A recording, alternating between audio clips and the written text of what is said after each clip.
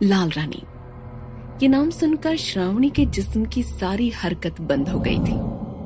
उसका चीखना, चिल्लाना, राय बहादुर से लड़कर उन पर हाथ उठाकर कमरे से बाहर निकलने की कोशिश करना, सब शांत हो गया था। उसकी हरी आंखों में उमड़ रहा बगावत का तूफान अचानक छूमंतर हो गया था।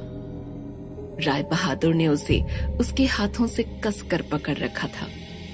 अपने घुटने से उसके शरीर की हरकत रोकी हुई थी। वो देख रहे थे कि उन्होंने अभी अभी जो श्रावणी से कहा, उसका श्रावणी पर क्या असर हुआ है। कहीं उसके अंदर बैठी आत्माएं जागकर उस पर वापस हमला तो नहीं करेंगी? कहीं वो श्रावणी को कोई नुकसान तो नहीं पहुंचाएगी? पर ऐसा कुछ नहीं हुआ। श्रावणी शांत होकर बस राय बहादुर को देखे जा रही थी। शायद उन्हें पहचानने की कोशिश कर रही थी। राय बहादुर ने श्रावणी को ध्यान से देखा और फिर एक चेतावनी भरे लहजे में पूछा, अगर मैं अभी तुम्हारे हाथ पांव छोड़ दूं तो फिर से भागने की कोशिश तो नहीं करोगी? मुझ पर हाथ तो नहीं उठाओगी? नहीं। अच्छी बात है, अब मैं तुम्हें छोड़ रहा हूँ। आराम से बैठो और मैं तुमसे जो कहने जा रहा हूँ उसे ध्यान से सुनो, समझ गई? श्रावणी ने अपनी सांस छोड़ी, हामी में सिर हिलाया और राय बहादुर ने उसे एकदम से छोड़ दिया। उन्होंने उसे उठाकर बिठाया, उसकी पीठ और उसके सर को बिस्तर के सिरे पर सिरहाने पर टिकाया।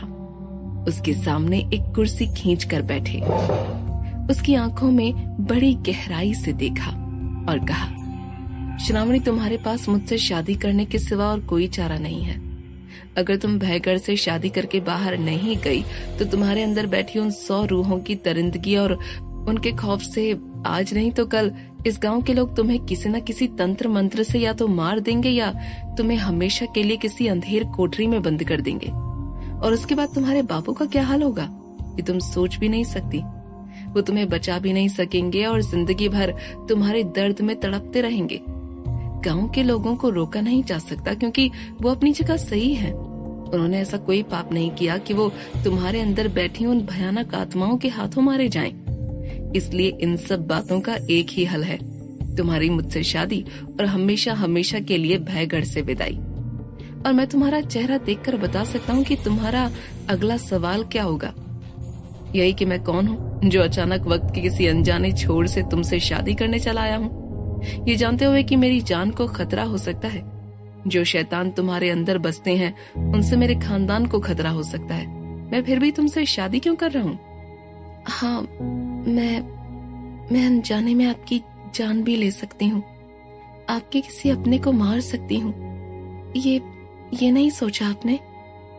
सोचा सब सोचा मैंने श्रावणी, पर तुम फिक्र मत करो, मेरा खून तुम्हारे हाथों नहीं लिखा और न ही तुम मेरे किसी अपने का बाल भी बांका कर सकोगी।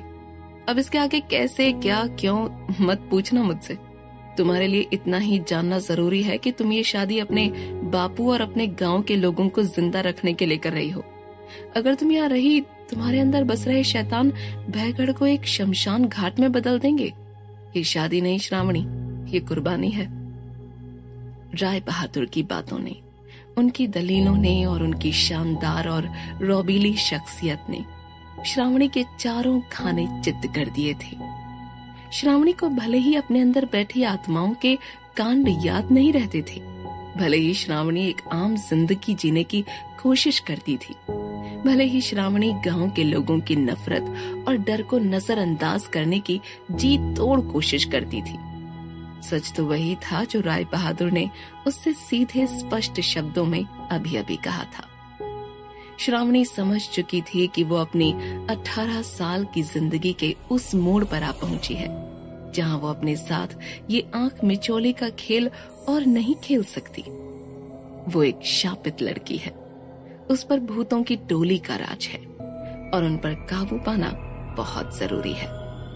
राय बहादुर कौन था कौन नहीं था ये तो नहीं पता, पर पता नहीं क्यों श्रावणी को ऐसा लग रहा था कि वो इस आदमी पर भरोसा कर सकती है। अब ये इसलिए था क्योंकि राय बहादुर ने उसके गुस्से को, उसकी बगावत को काबू कर लिया था, या उन्होंने उसे लाल रानी बुलाकर उसके अंदर कुछ जगाया था, ये कौन जाने। श्रावणी ने एक गहरी सांस ली और उसने राय बहादुर से आंखें मिलाए बिना अपनी घबराहट छुपाने के लिए बिस्तर का एक कोना अपने नाखून से खरोंचते हुए कहा, अगर ये शादी कुर्बानी है तो ये रिश्ता तो ना हुआ राय बहादुर साहब। तेज जी, राय बहादुर हम अपने खानदान के लोगों के और बाहर के लिए हैं श्रावणी। हवेली में हमें सब तेज बुलाते हैं और तुम भी हमें यही बुलाओगी। अब कहो, कौन सी बात तुम्हें परेशान कर रही है? तेज, ठीक है, मैं आपको तेज ही बुलाऊंगी।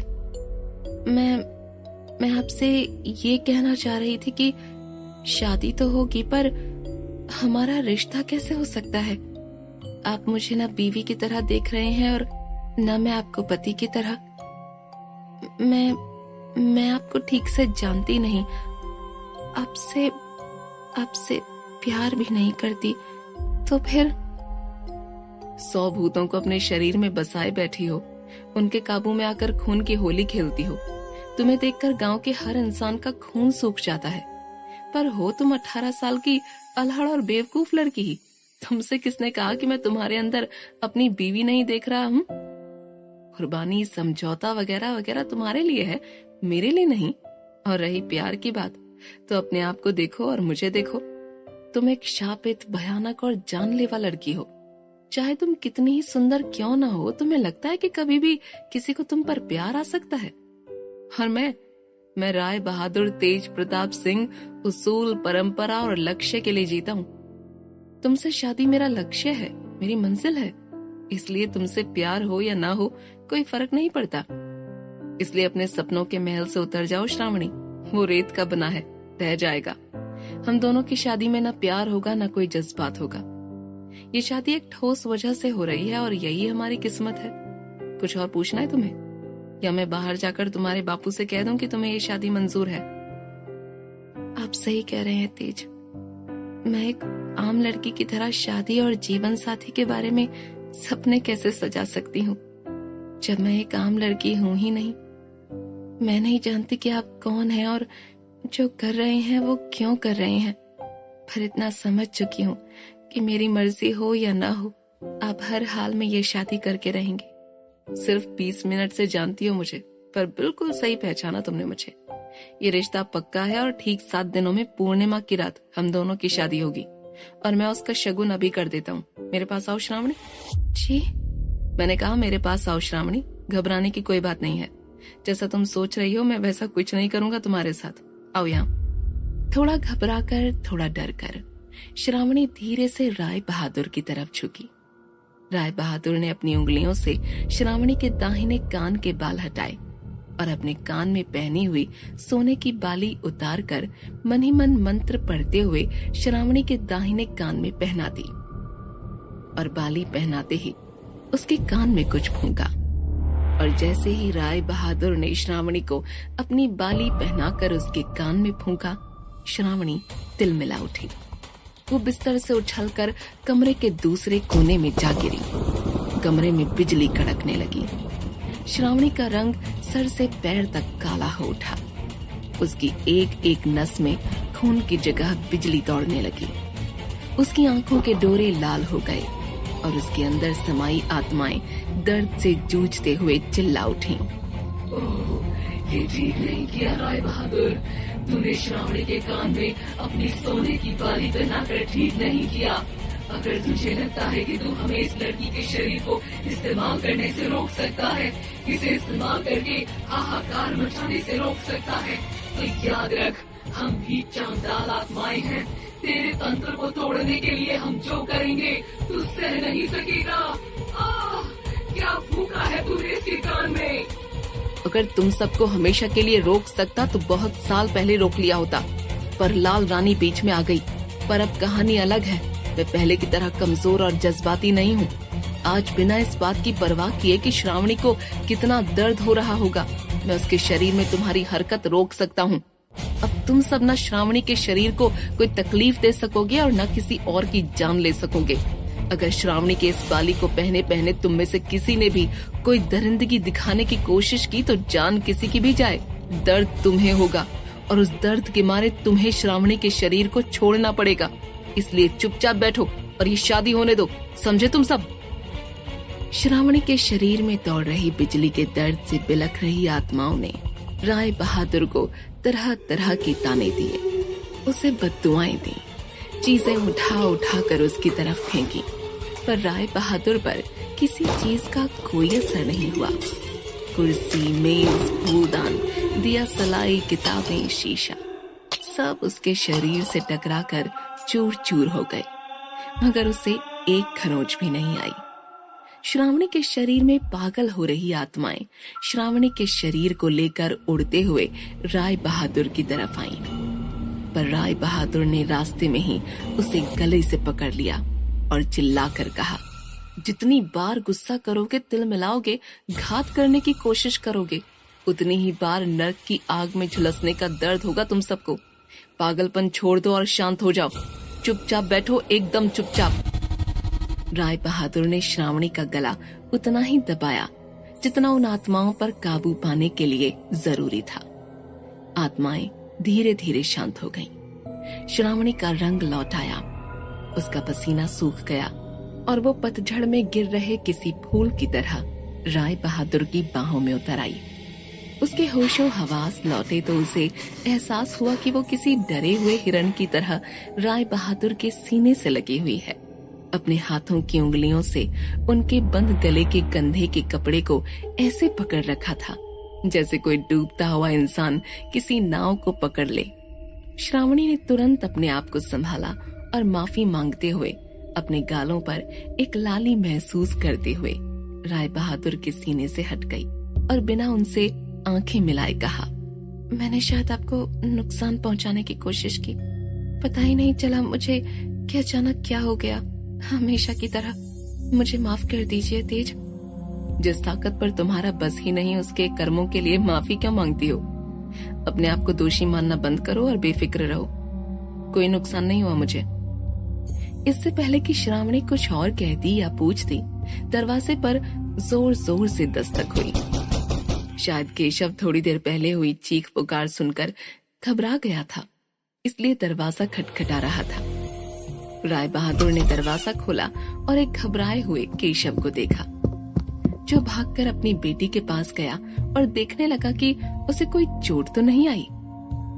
राय बहादुर ने योगी अमृत, जो कि शांत और सहज खड़े थे, उन्हें गहरी नजरों से देखते हुए केशव से कहा, आपकी बेटी बिल्कुल सही सलामत है ससुर जी, फिक्र मत कीजिए। उसके अंदर बैठे भूत भी हमने अभी के लिए चुपचाप बिठा दिए हैं और श्रावणी हमसे शादी करने के लिए मान गई है। ध्यान से देखिए, उसके कान में शगुन की बाली भी पहना दी है हमने। जाइए खुशी खुशी हम दोनों की शादी की तैयारी कीजिए। चलें योगी अमृत, हमें भी बहुत तैयारियां करनी हैं। राय बहादुर जैसे ही योगी अमृत के साथ केशव के घर की सीमा पार करके जाने लगे, अचानक श्रावणी उनके सामने आकर खड़ी हो गई और उन्हें बड़ी गहराई से देखकर पूछने लगी, तेज, जाने से पहले मेरे एक सवाल का जवाब देते जाइए। आप जब से मेरे कमरे में आए हैं, वो सवाल मेरे दिमाग को कचोट रहा है। अब कौन सा सवाल है श्रावणी? आपने मुझे लाल रानी कहकर फटकारा और मैं एकदम शांत हो गई। आपसे शादी करने के लिए इतनी आसानी से मान गई। क्यों? कौन है लाल रानी? लाल रानी? हमने कब तुम्हें लाल रानी कहकर पुकारा श्रावणी? कौन है लाल रानी? राय बहादुर का जवाब सुनकर श्रावणी के पैरों तले जमीन खिसक गई। उसे अपनी आंखों पर और अपने कानों पर यकीन नहीं हुआ। राय बहादुर झूठ क्यों बोल रही हैं? उन्होंने इतनी बार तो नाम लिया लाल रानी का, तो अचानक इस तरह पलटने का क्या मतलब? क्या श्रावणी चुप रह जाएगी या राय बहादुर को सबके सामने झूठा साबित कर देगी? कैसे होगी ये अजीब सी शादी और क्या वो 100 आत्माएं सचमुच शादी तक शांत बैठेंगी? क्या वो हंसती खिलखिलाती श्रावणी, जो एक लौता सहारा और उम्मीद थी अपने पिता की, वो कहीं गुम हो जाएगी? जानने के लिए सुनते रहिए श्रावणी और राय बहादुर की कहानी, जिसका नाम है भयनगर, सिर्फ पॉकेट FM पर।